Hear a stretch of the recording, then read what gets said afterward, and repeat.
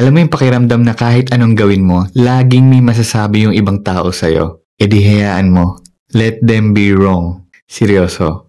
Let them be wrong about you. Para sa mga hindi pa nakakilala sa akin, I'm Kuya Wacha. Dito, nagsishare ako ng thoughts, lessons, at truths para mas maging free at align tayo sa life. Maraming tao, lalo na yung mga people pleasers, nai-stress.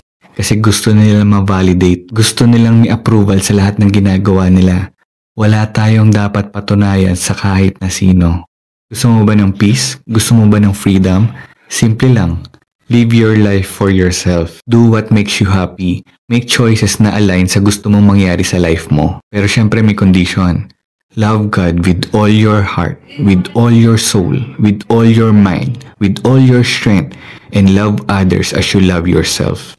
Yun lang. Kung ginagawa mo yun, lahat ng opinions, let them be wrong. Kaya sa susunod na may mag-judge o mag-criticize sa'yo, tandaan mo, ikaw ang may control sa life mo. You don't need approval to exist, to shine, to be happy. Focus ka sa relationship mo with God. Focus ka sa relationship mo sa ibang tao. Focus ka sa happiness mo.